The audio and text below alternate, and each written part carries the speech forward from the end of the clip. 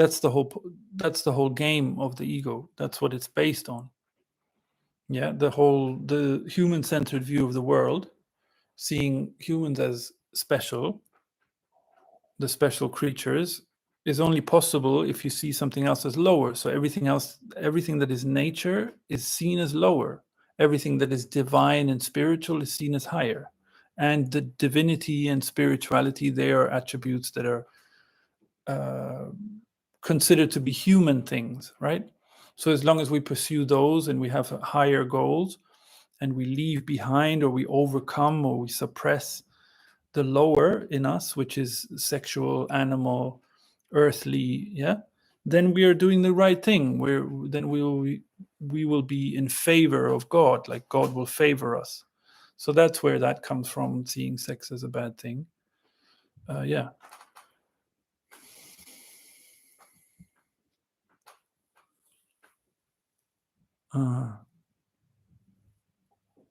I'm asking in relation to celibacy, to be a good spiritual person, and others get the idea that it is bad only to make kids. Yeah, that's all nonsense, of course. And a good spiritual person would be like a real ego self-image. Yeah, the good spiritual person. What kind of nonsense is that? People think that sadhus are sadhus because they are away from worldly things and they follow celibacy. Yeah, but that's just more claiming. To think that celibacy is somehow a good thing, or pursued for some higher aim, like not to be concerned with worldly things. That's all a result of this ego takeover, which is the view that sees humans as the special creatures, and everything else should be at the service of humans. Yeah, that's why we have all the trouble things going on in the world. That's the origin of what we call suffering. It's just that's where the ego comes from. That's where separation comes from. That's where all the it's nonsense, Jennifer. Religions say a lot, scriptures say a lot. People set themselves up as all kinds of authorities to teach others and blah blah blah. So it's just nonsense. It's just ego games, just another way to feel special and be superior to others.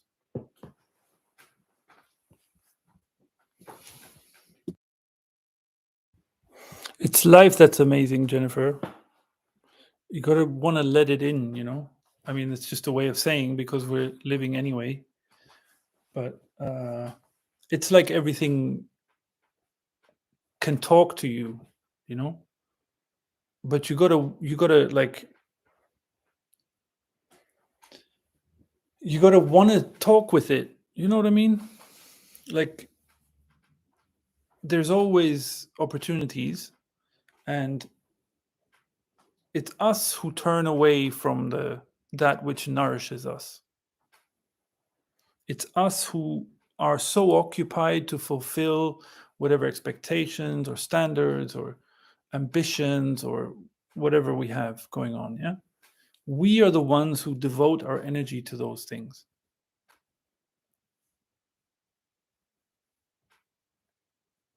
So whatever is talking to you in a way.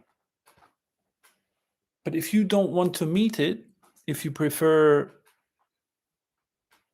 to run after some success or fulfill this or that, then okay, then take that, then you'll have that. And then you got to see, at some point, you see that there is an investment, or like an interest, a vested interest, to keep you in the old patterns. Yeah, with excuses and but it never works for me, or it's some kind of negative views. Those are just excuses. They're just by design there to keep you from really being open.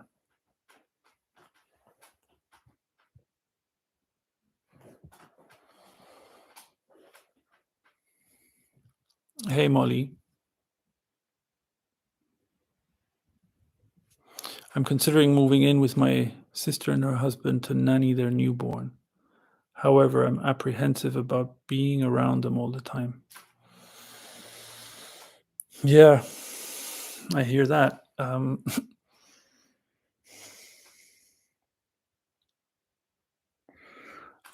Yeah, I don't know if you're writing more, or you want me to say something about that. I wouldn't be able to say anything about that in as it stands there, because I don't know the circumstances. I don't know them. I don't know your feelings towards them.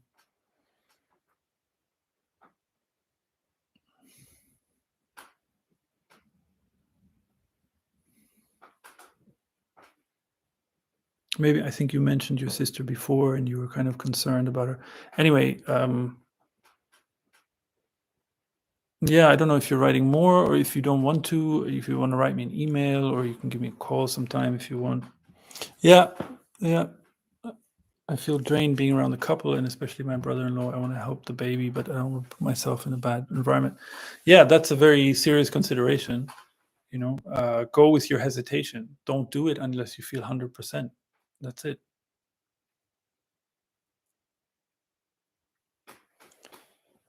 And my girlfriend had this similar thing, like her sister with her child were like, "Oh, we're thinking of moving where you are as well, and then I got to do my job. Maybe you can help me look after the child and this and that."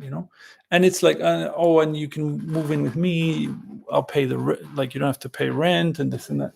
And it's all very sort of tantalizing, but the reality is the expectation from the other people. It's the Yeah, from the people involved, the expectations, then unsaid things. I mean, this happens in small ways, even in other situations that are much lighter in a way. Like living with other people. I don't know.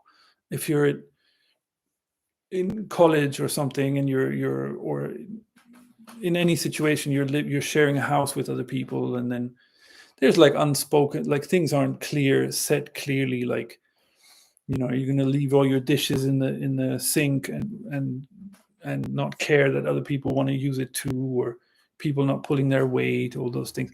There are subtle things, a lot of unsaid stuff, or carelessness, indifference, and stuff like that.